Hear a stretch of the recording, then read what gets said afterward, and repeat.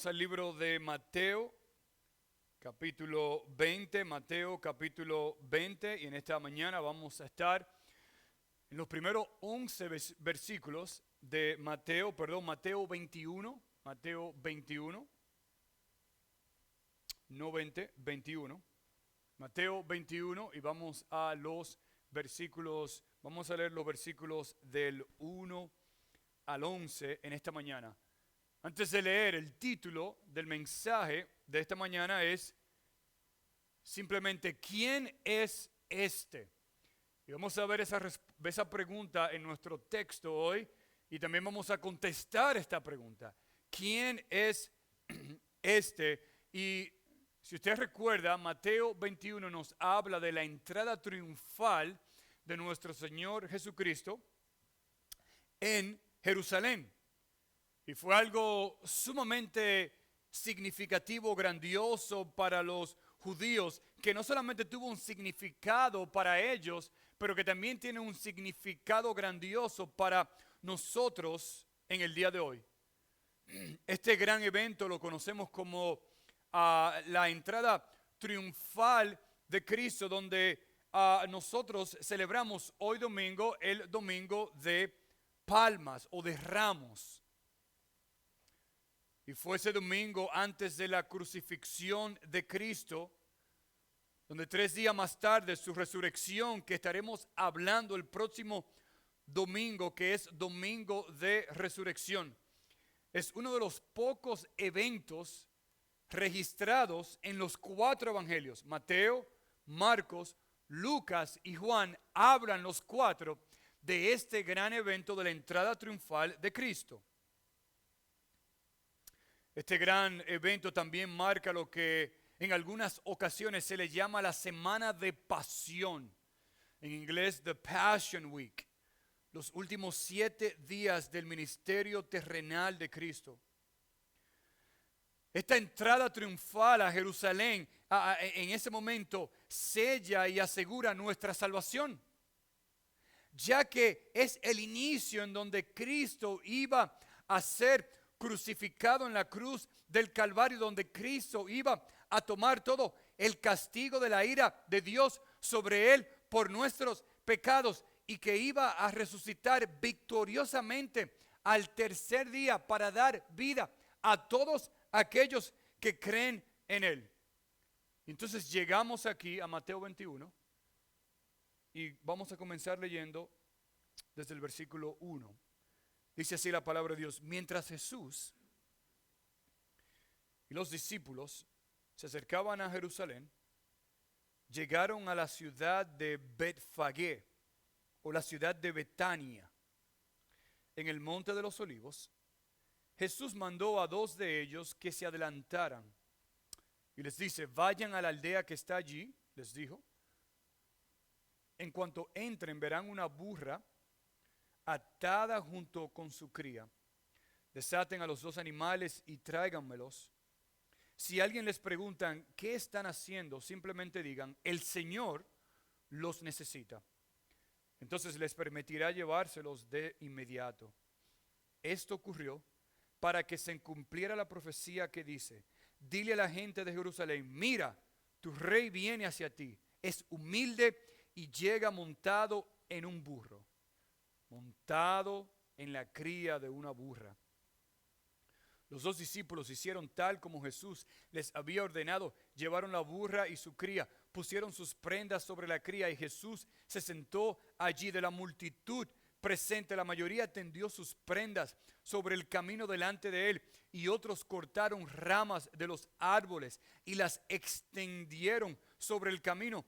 Jesús estaba en el centro de la procesión, y toda la gente que lo rodeaba gritaba: alaben a Dios por el Hijo de David, bendiciones al que viene en el nombre del Señor, alaben a Dios en el cielo más alto. Toda la ciudad de Jerusalén estaba alborotada a medida que Jesús entraba. Y aquí está la pregunta: ¿quién es este? Preguntaban. Y las multitudes contestaban: es Jesús, el profeta de Nazaret de Galilea. Si podemos dar una idea principal en esta mañana es esta.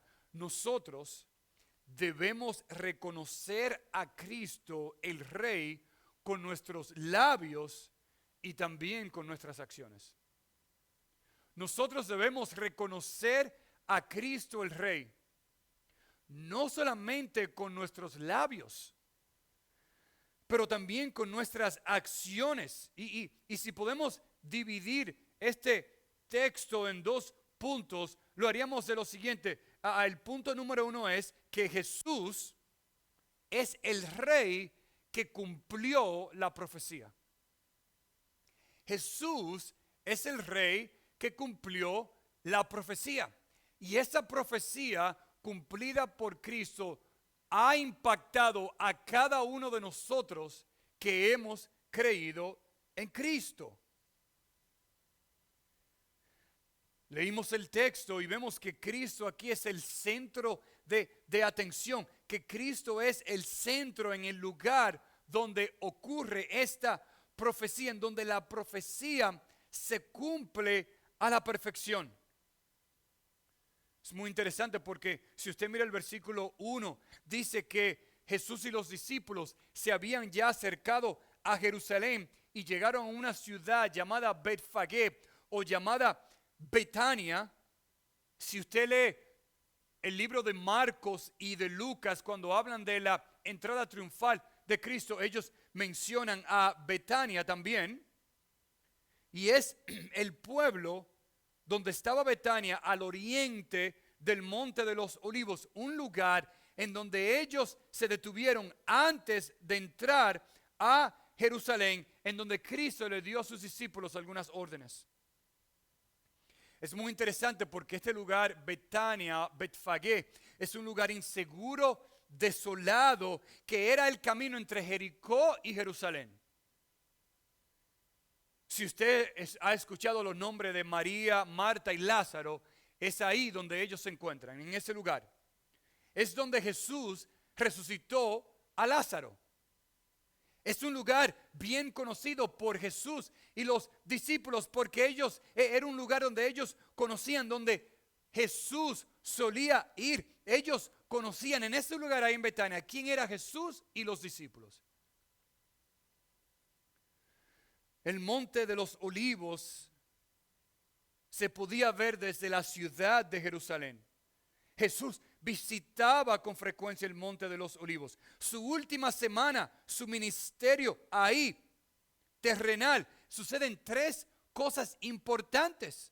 El evento que vemos hoy, en Mateo 21, las enseñanzas de Jesús de los últimos tiempos, la última cena con los discípulos, que terminó en el jardín de Getsemaní, donde Cristo oró a su Padre si fuera posible pasar esta copa, la ira de Dios que Él iba a sufrir por nuestros pecados. Y es aquí que Jesús, en ese lugar que acabamos de describir, donde acontecieron tantos eventos importantes, es que donde Jesús le da a los discípulos, dos de ellos, un mandato. Y en el versículo 2 le dice: vayan a la aldea que está allí, y cuando encuentre verán una burra atada con su cría, desaten a las dos animales y tráiganmelo. Vemos aquí no solamente el mandato de Jesús, pero vemos también ahora el propósito de Jesús. ¿Y cuál fuera el propósito? ¿Cuál era el propósito? El cumplimiento de la profecía bíblica del profeta. Mire lo que dice Zacarías 9:9. Dice: alégrate mucho, hija de Sión, da voces de júbilo, hija de Jerusalén. Dice: he aquí, tu rey vendrá a ti, justo y salvador, humilde y cabalgando sobre un asno, sobre un pollino, hijo de asna. Aquí está el profeta Zacarías.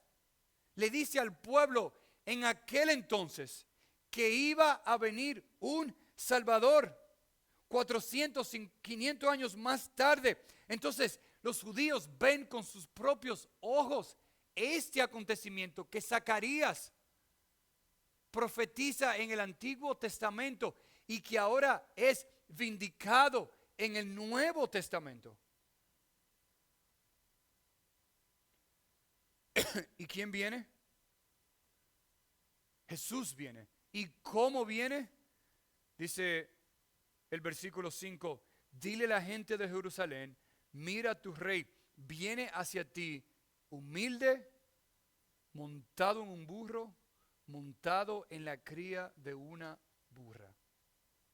El rey, Cristo Jesús, Dios hecho hombre, aquel que el pueblo por 3 años y medio lo había visto, de cómo no solamente al saber que nació de una virgen, pero al crecer y comenzar su ministerio, los milagros que hizo, las transformaciones que muchos pudieron experimentar, tanto espiritualmente como también físicamente. Aquellos a los que le fueron echados fuera demonios, aquellos que seguían a Jesús y veían las obras maravillosas, el poder, la compasión, la gracia, la ayuda de Cristo. Y aquí el Rey de Reyes y el Señor de Señores viene montado humilde en un burro.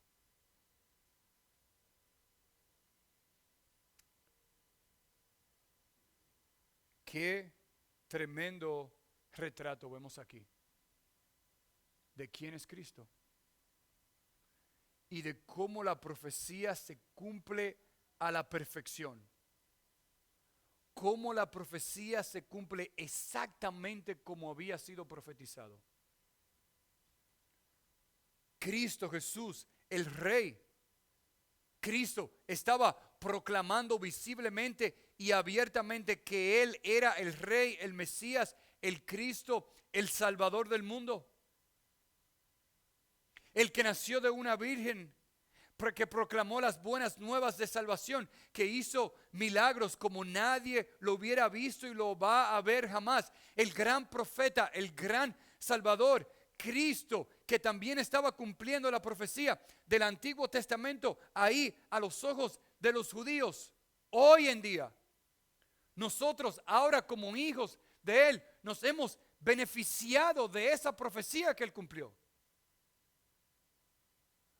Hoy en día, no solamente los judíos pueden decir, mira al rey humilde montado en un burro, sino que nosotros ahora, hoy en día, no solamente podemos predicar y enseñar y proclamar esa profecía, pero ahora nosotros podemos decir que porque Cristo vino y cumplió toda la profecía, nosotros ahora nos hemos beneficiado por su gracia de la salvación que nosotros hemos tenido en Cristo. Esto debe llenar nuestros corazones de aliento, de seguridad, de que así como Cristo cumplió su promesa, Cristo va a ser fiel a todas sus promesas.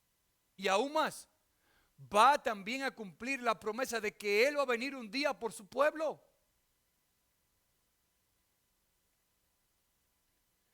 Escuche, la fe y la confianza del creyente está en un Dios que es verdadero y que nunca cambia. Esto debe llevarnos a nosotros a vivir en humildad, a reflejar la humildad de Cristo a través de nuestras vidas, llevando el evangelio a otros de la manera que Cristo hizo, aún en momentos de pánico y tensión y dolor. Podemos proclamar y compartir a un Jesús que es el Rey, que está vivo y que reina por los siglos de los siglos, un Dios que tiene el control sobre todas las cosas. Muchas veces nosotros hacemos una promesa y al otro día no podemos cumplirla. Piensa en eso. A veces usted le dice a alguien, mira, vamos a salir a almorzar mañana, y se presenta algo que a lo mejor no está, que a lo mejor está completamente fuera de su control. ¿Y qué tiene que hacer usted? Llamar o enviar un texto. Mira, perdóname, no, sé que te prometí, pero no puedo. Pero ni pasaron 24 horas. Piense en Cristo, donde el profeta Zacarías y otros profetas proclamaron la venida de Cristo. 450 años más tarde, se cumple exactamente esa misma promesa. Dios no tiene que decir, bueno, pueblo, yo sé que yo la prometí, pero necesito una semana más. No. Dios lo que dice lo va a cumplir exactamente como Él lo dijo y cuando Él lo dijo. ¿No debe eso llenarnos a nosotros de confianza y de seguridad? Que a pesar de que este mundo se esté devorando en nuestros propios ojos, nosotros tenemos un rey que no solamente vino para salvarnos, pero que es un rey que va a preservar y asegurar nuestra vida hasta la eternidad. Y por eso nosotros podemos confiar, podemos tener la seguridad y debemos reconocer a Cristo, no solamente de la manera en que nosotros vivimos, no solamente de nuestros labios, pero también con nuestras acciones. Pero hay un segundo punto también. Mire ahora el Jesús al quien la multitud aclamaba. Mire el versículo 8 lo que dice. Dice, de la multitud presente, la mayoría tendió sus prendas sobre el camino delante de él. Dice que otros cortaron ramas de los árboles y las extendieron sobre el camino. Dice, Jesús estaba en el centro de la procesión, en el mismo medio, y toda la gente lo rodeaba, gritaba, alaben a Dios por el Hijo de David, bendiciones al que viene en el nombre del Señor, alaben a Dios en el cielo más alto. Wow, imagínese esa reacción de la gente ahí. Muchos, cuando se dieron cuenta que Jesús venía en el camino, comenzaron a lo mejor a desprenderse de algunas prendas y a ponerla en el medio. Algunos comenzaron a cortar árboles, ramas de los árboles y a ponerlo en el medio ahí del camino de Jesús. Y todos, dicen, gritaban, alaben a Dios por el Hijo de David. Levítico 23:40 dice, y tomaréis el primer día ramas con fruto de árbol hermoso, ramas de palmeras, ramas de árboles frondosos y sauces de los arroyos, y os regocijaréis delante de Jehová vuestro Dios por 7 días. La gente aclamaba a grandes voces, hosana, en otras palabras, es una salutación hebrea que significa sálvanos, por favor, te rogamos. Dice ahí, Hijo de David, Yeshua, el Redentor prometido del linaje de David. Dice, el que viene en el nombre del Señor, el amo soberano, el dueño de toda la tierra, sálvanos en las alturas, en lo más alto, en la morada de Dios. Vemos aquí no solo adultos, pero me imagino que niños y jóvenes proclamando, gritando a gran voz estas palabras.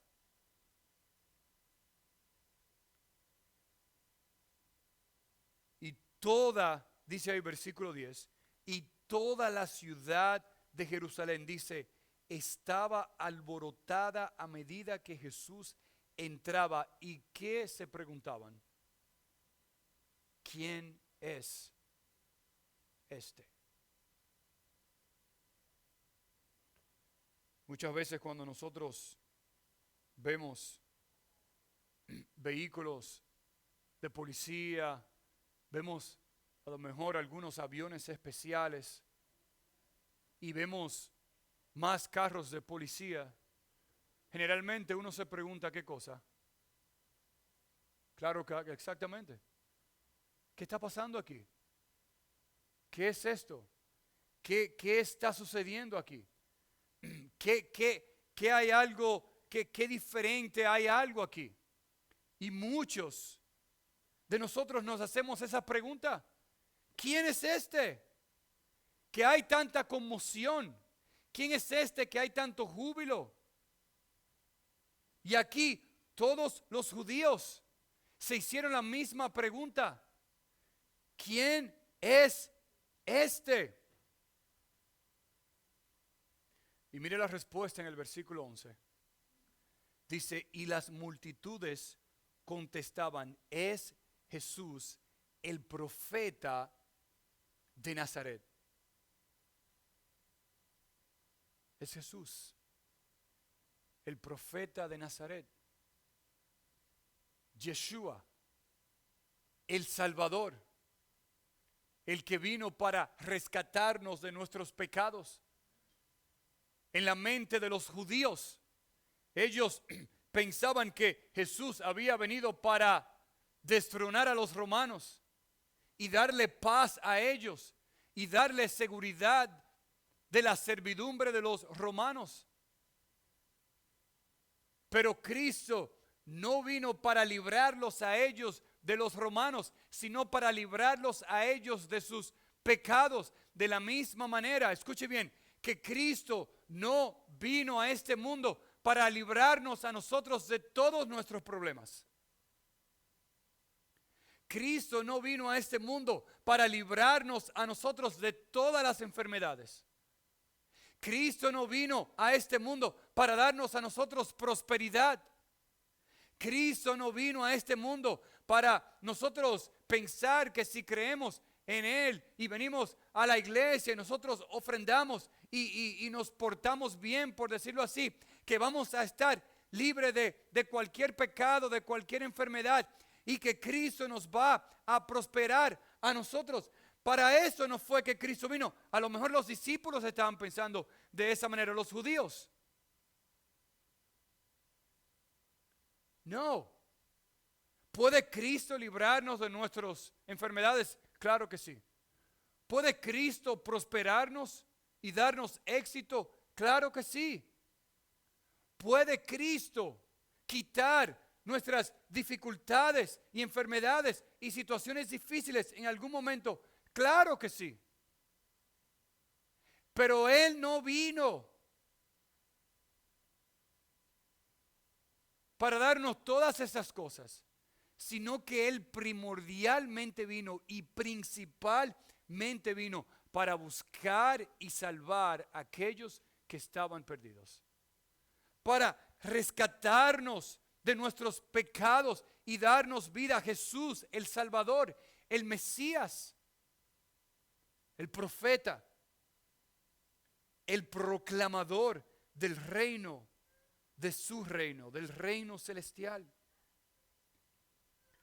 Y la pregunta es, ¿quién es Cristo para ti hoy? ¿Quién es Cristo para todos nosotros? ¿Podemos nosotros decir que de nuestra boca sale alabanza a Dios, bendiciones a Él, que alabamos a Dios, pero que no solamente salgan de nuestra boca, sino que con nuestras acciones también nosotros reconocemos quién es Él? Que Él es el Rey que cumplió la promesa, que Él también es el Rey, que no solamente nosotros aclamamos a través de nuestras bocas, pero que nosotros vivimos para Él, que nosotros vivimos por Él. Que este no solamente sea un evento que nosotros leemos, sino que este sea un evento también que marque nuestras vidas. Vemos aquí la humildad, vemos la compasión, vemos la mansedumbre, la ternura de Cristo, que siendo Dios, siendo el Rey soberano, no solamente en esa entrada triunfal humilde a Jerusalén,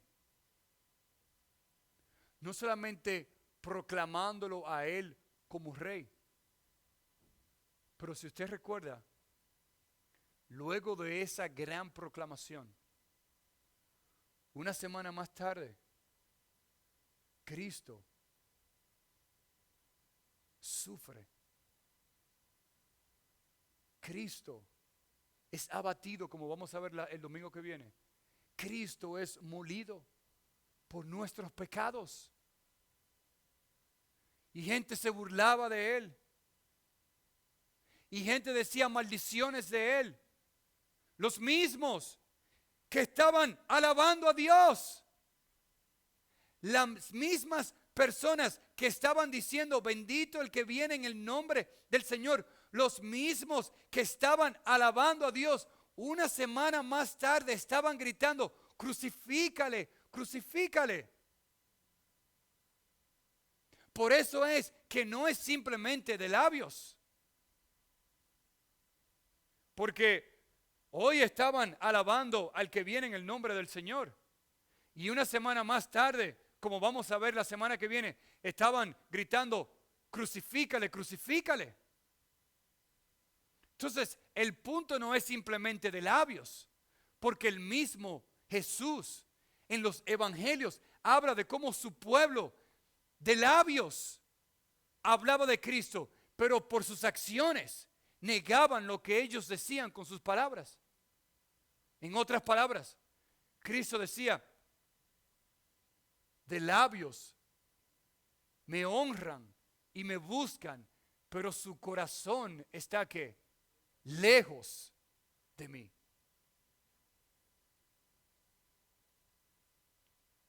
Por eso Cristo dice, hoy es el día de salvación.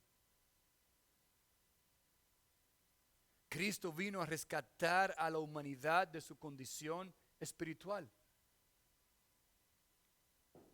Cristo murió y resucitó, venciendo la muerte y el pecado, para que por su muerte y su resurrección nosotros tengamos salvación en Él.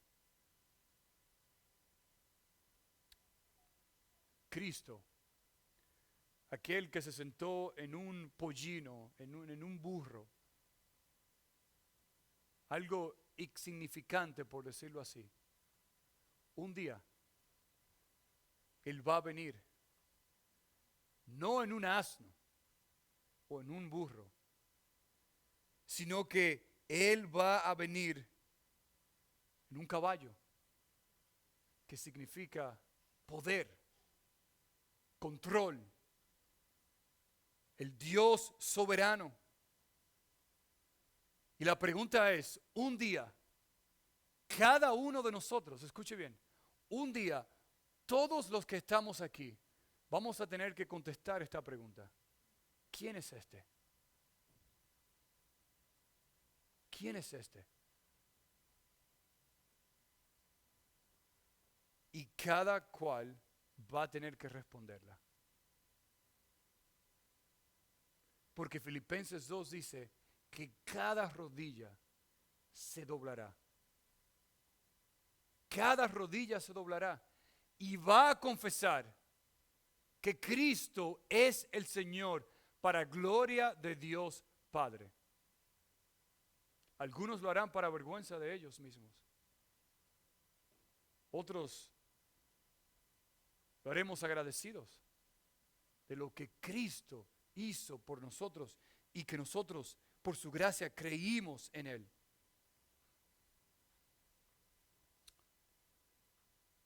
La entrada triunfal de Cristo, la coronación en Jerusalén marcó el inicio de la seguridad de la salvación de sus discípulos, de los que hemos creído en Él. Y hoy en día, para aquellos que hemos creído en Él, de esa multitud, Cristo es nuestra salvación y redención.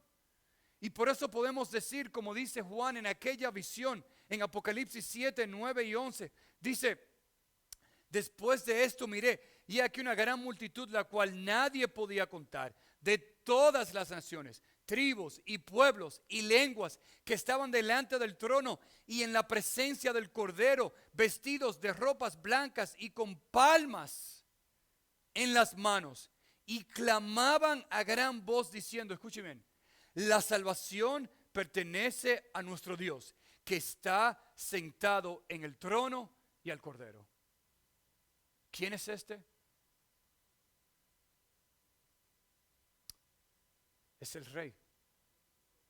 Es el Rey soberano que cumplió la promesa, que fue aclamado por muchos, pero que hoy en día no solamente debe ser aclamado con nuestros labios, sino que nuestras acciones también y nuestras vidas deben reflejar que cada día de nuestras vidas nosotros clamamos, glorificamos, alabamos y vivimos por Dios y para Dios. Ese es el Rey que nosotros tenemos.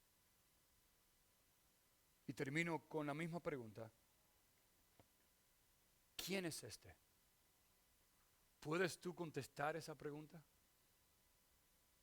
Bíblicamente, que ha transformado de una manera tal que hoy tú puedes decir, sí, Cristo es el Rey en mi vida, Él es mi Salvador. Yo he creído en Él para salvación. Si no, hoy es un día magnífico para entregarle tu vida a Cristo. Vamos a orar. Mientras escuchamos la música